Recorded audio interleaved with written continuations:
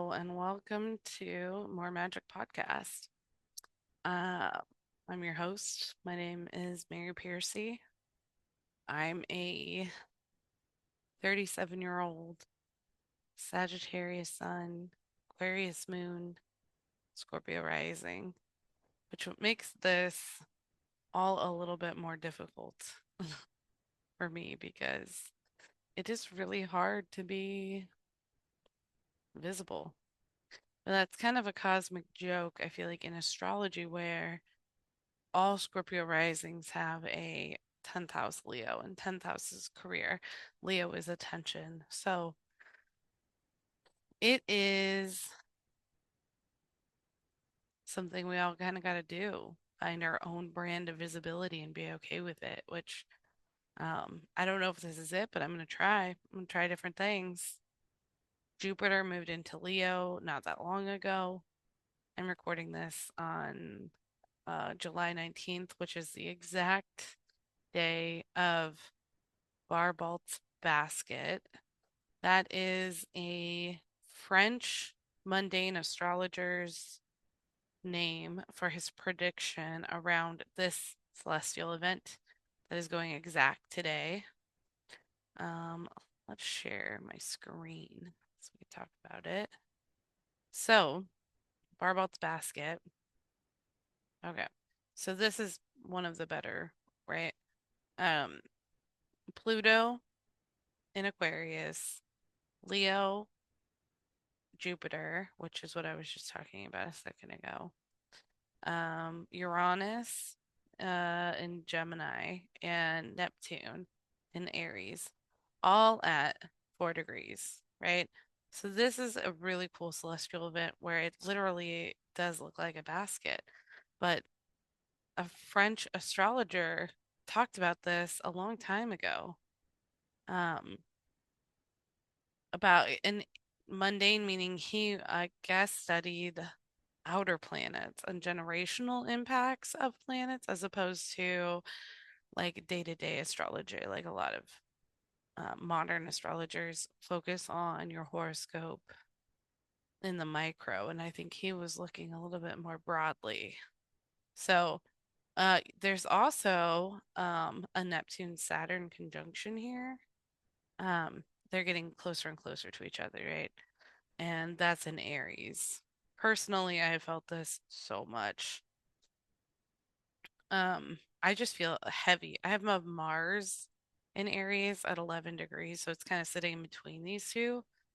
But I wanted to read the prediction the best that I could because it was hard to find the original. I didn't really find the original, but I think I found a translation that's close or appears to be close to what his original.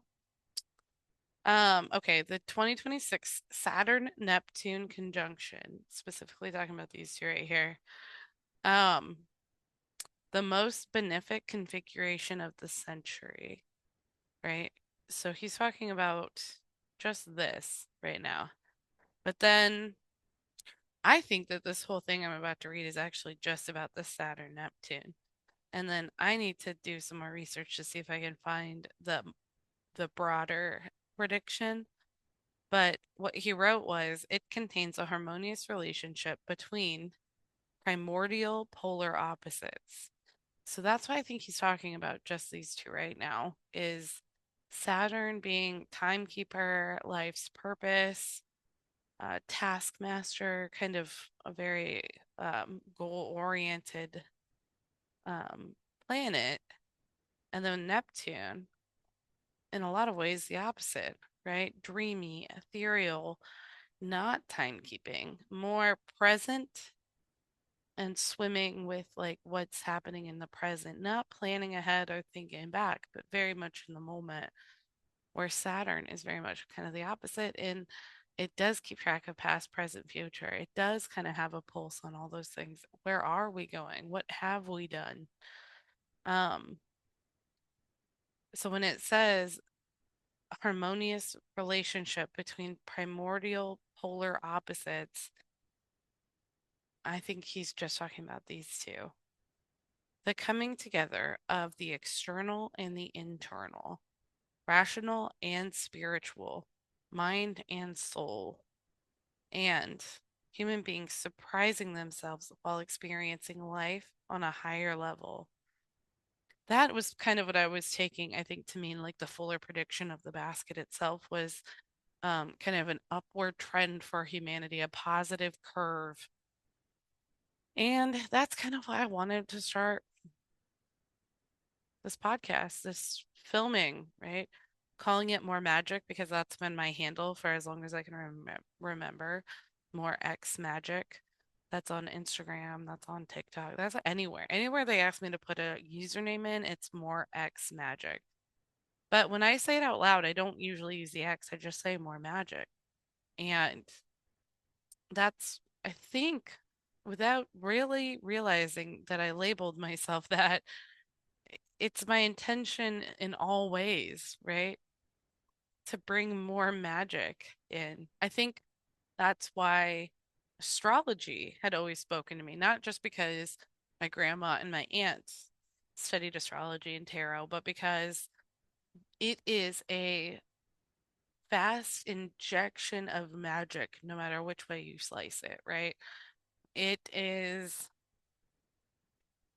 universally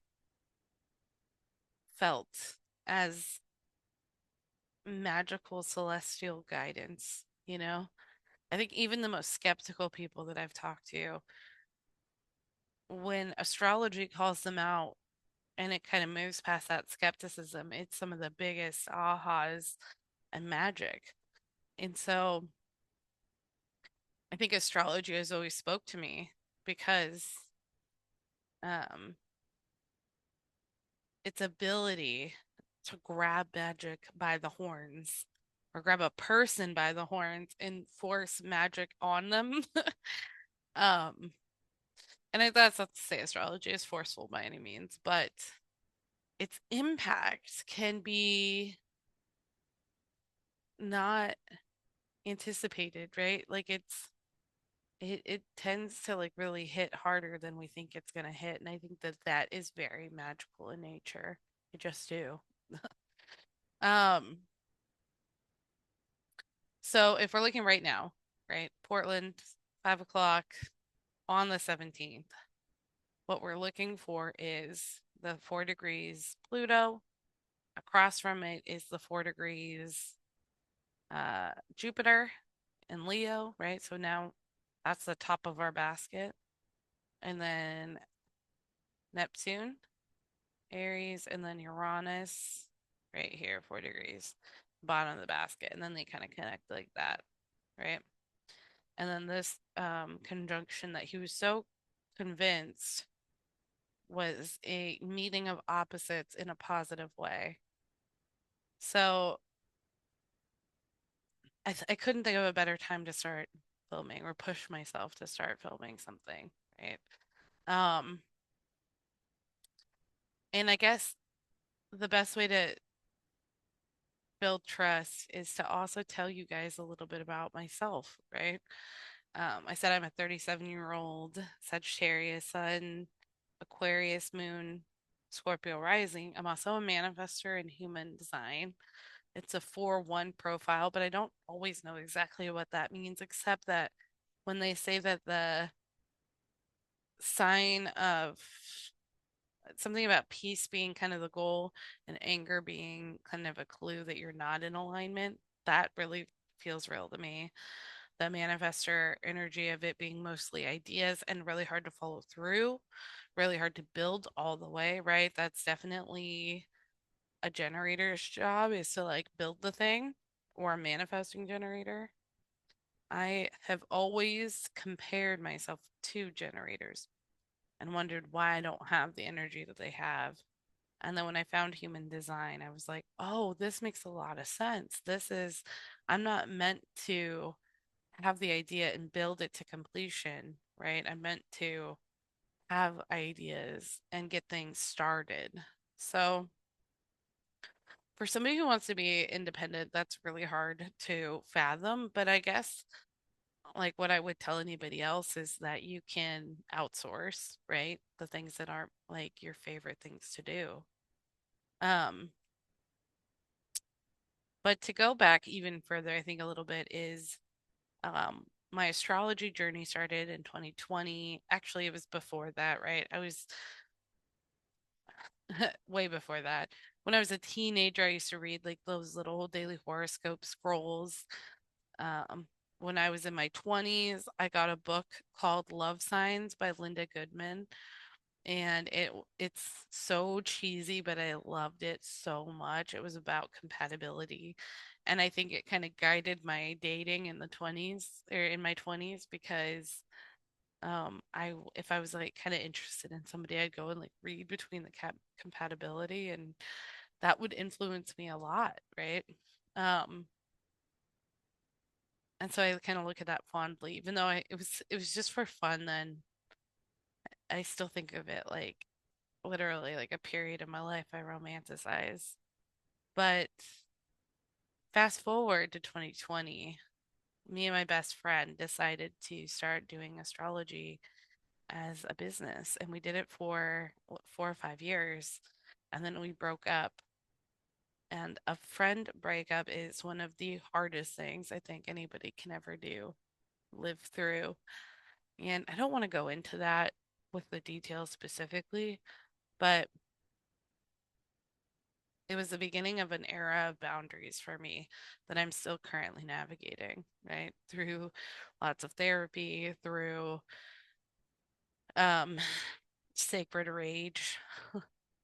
Boundaries have become like a big part of my life and a big reason for my anger or my um not abandoning self, you know? So I did astrology. I've been doing astrology professionally for 6 years. And I did go to a school for astrology before that. Although I'm going to say something controversial, I kind of wish I didn't go to school for it. I feel like the further I've gotten away from school,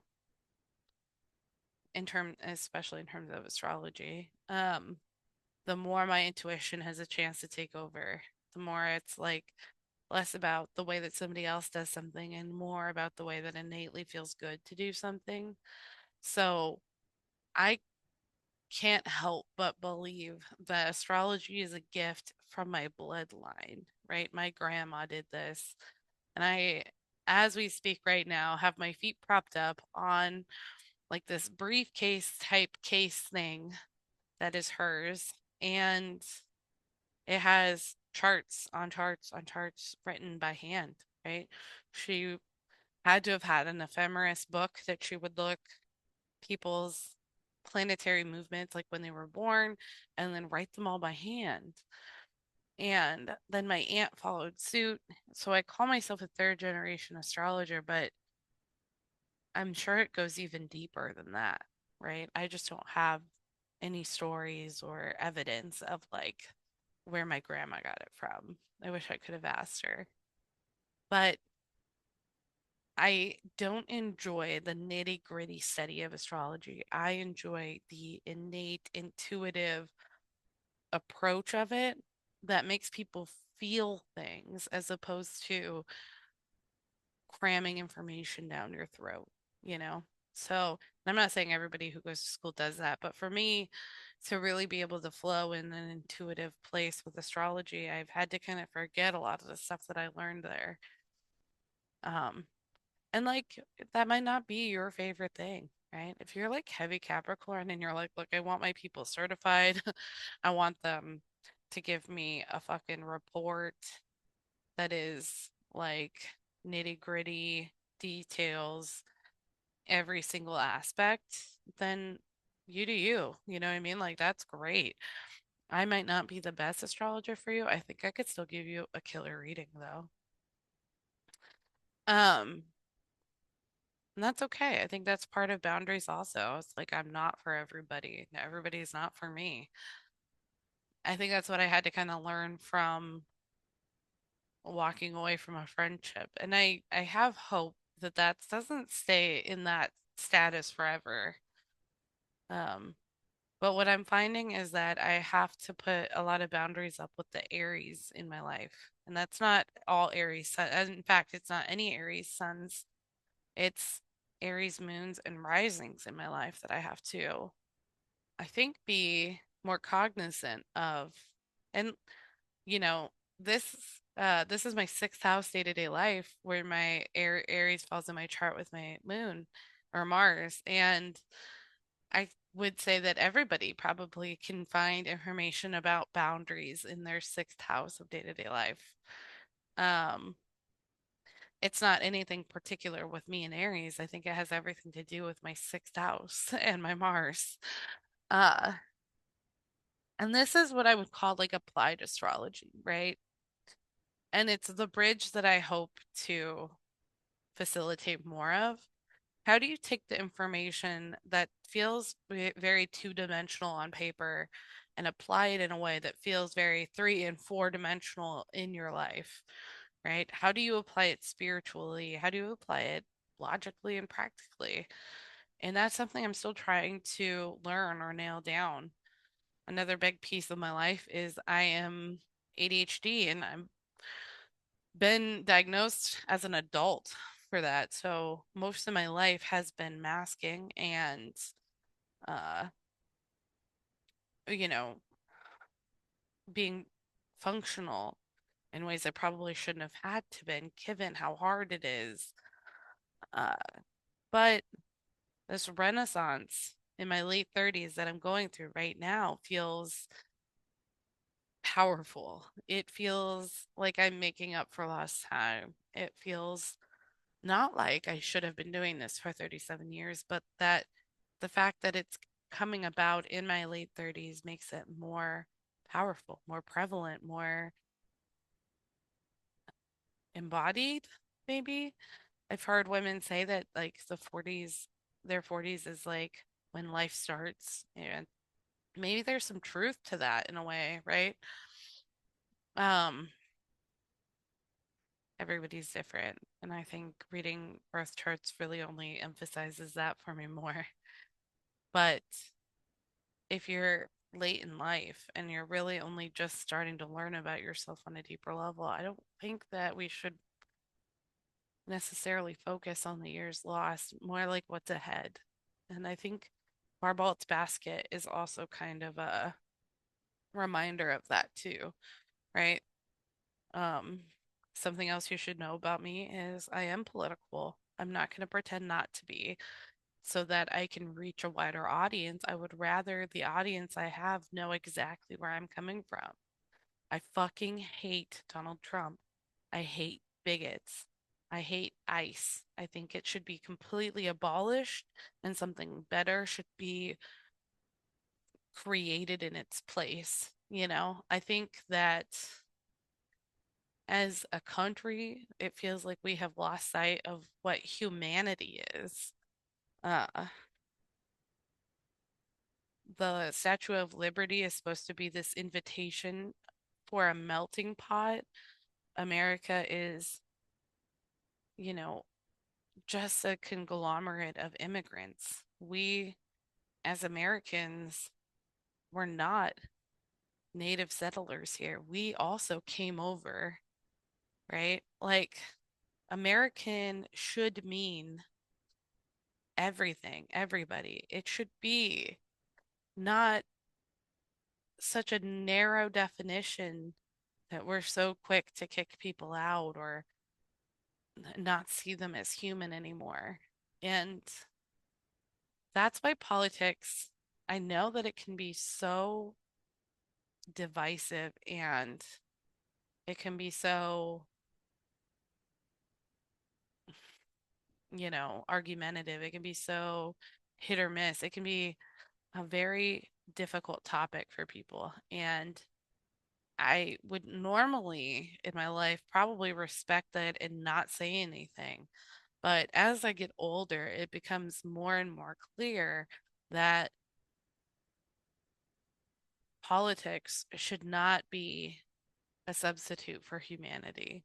And when humanity is compromised, when our ability to empathize and have compassion for people we've never met is compromised, then it's not politics anymore. It's like a human problem now, right? And that is why I won't avoid topics like that. And if that is a problem for you, I want to tell you up front so that you don't have to listen to me. Please don't. If you don't want to, don't. And if that is a big deal breaker for you, somebody who wants to talk about politics, then by all means, please stop listening. But I will not, in good conscience, stop talking about what feels like a lack of humanity in America. And I'm not going to leave America because of it. I want to fight for America to get back to what made it great. One person that I feel like really emphasizes this is Mamdani. Um, Zohran Mamdani, mayor of New York, recently voted in, proving that politicians that give a fuck can actually make a lot of positive changes. And when we look at his chart, which I mean, it's from memory, so it may not be exactly accurate. This has him as a Leo rising. I could totally see that.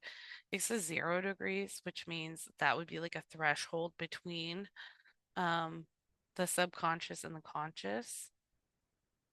Consciousness being your first house, who you are, Leo being that. But if his rising is literally at 0, then that's a doorway between the seen and unseen, right? Cancer, the depth and the nurturing, and then Leo, the bright, the bold, the visible. Maybe, in a lot of ways he represents both because he has the depth and the nurturing of Cancer, but also the star power of Leo. Oh, this is gonna drive me nuts. So when we look at his chart, he has a Libra sun, which is all about balance and harmony, but it's also about Libra is a big advocate for the underdog and fairness and equality, right? I think we can all say that that is safely visible in Mamdani. Aquarius moon, right? I have this. This is what makes me want to talk about politics, even if it's unpopular. In his case, it's next to his Saturn. So his life's purpose, Saturn, is in the unconventional, is in the collective, right? Aquarius looks at the collective as a whole and it can't not see the bigger picture, right? This is excellent political placements because there's a fairness here, not an ego glory kind of thing, but a like true desire for fairness. And then an Aquarius moon, which is I can zoom out and see what's happening in the world and not be so, tunnel visioned on one thing, but see how one piece affects the whole puzzle. Um, Rising is Leo, we were talking about. Mars is Scorpio. I think that this politically helps him a lot because he can enter a room, feel it out, like intuitively, the undercurrent, the emotion, what's happening, and then be strategic from there, right? A Scorpio moon is strategic. Again, a 0 degrees, a portal between Libra and Scorpio, which again I think is only beneficial. His Mars, which is, fucking or fighting, is a lot of how we move through the world, our chi, our energy. And in his case, he's got a doorway between, strategic and intentional and fairness and well, beauty. So aesthetics are important to Libras. They do not want to be in an ugly or unkempt place. Maybe that's part of he sees the beauty in New York and he really wants to like emphasize that, you know? But yeah, Libra, beauty isn't superficial. Beauty is both internal and external. But then if we look at his Venus, over here in Virgo. Next to is Jupiter with the Nyx, goddess of depth, right next to it. What else? Sappho and Hecate. Okay. So his Virgo house is popping, right? This is his second house of resources, how we make money. And he's got uh Venus, Virgo in there with Jupiter. Jupiter expands, which means he can love hugely and practically, right? There's a healer in here that is very much grounded, right? And this Virgo Venus also makes you very capable of seeing the details, seeing the nitty gritty, seeing the XYZ very clearly so that you can come from an informed place, right? Virgo, we think of Virgos as like healers and nurses, right? Because those are people who work 12-hour shifts and take care of other people and don't really think too much about themselves. Imagine your standard Virgo Venus, but expanded, right? I think he cares about every New Yorker, every single one of them. And that his, moon in Aquarius can see the entire city. And then his Virgo and Venus loves every single citizen or non citizen, right? Person loves the person. And then he has an MC in Taurus, which career and legacy in Taurus. So slow and steady wins the race, right? Quality over quantity. You can really see that with him. Doesn't have anything else in here, but MC is your career line, and the house of the 10th house as a whole represents career and legacy. So for his to be Taurus, that right there is a lot of information, a lot of good information. It's a mix of Capricorn, the kind of natal or the controller of this house. And then in his chart, it's in Taurus. So Capricorn and Taurus, right? Double grounded, very focused, goal oriented, very much kind of stubborn about what things should or shouldn't be, right? So let's see. To wrap this up, I want to thank anybody who's listened this far. And just maybe share with you a few more goals for this channel podcast series, which is I don't exactly have a direction. ADHD makes it to where I need a lot of flexibility, but I can definitely guarantee like a very interesting slate of conversations that are going to be heavy in astrology, that are going to be probably somewhat political or world motivated. Maybe I'll go over my chart in the next one so that you know kind of more about what you're getting into if you're listening to me. And yeah, I mean, I'm a cat mom of three. I'm a mom of a 9-year-old who's wild and amazing. So parenting comes in, my love of cats. And then I do kind of want to do more like ghost stories. I don't know how that will manifest or if that'll be like an astrology based thing, but I love that. Um, Basically, this is gonna be like a dopamine channel. So if that's something you're interested in, I welcome you. I invite you. I like comments. I like knowing what your questions are about things. How to make astrology more applicable in day-to-day life is very important to me. And one way to find out more about how to do that is for there to be questions that I can answer because then I know what people are wondering, right? Not guessing what might be helpful, but actually hearing what might be helpful. So, yeah, that's where I'm at. And let's just make more magic together.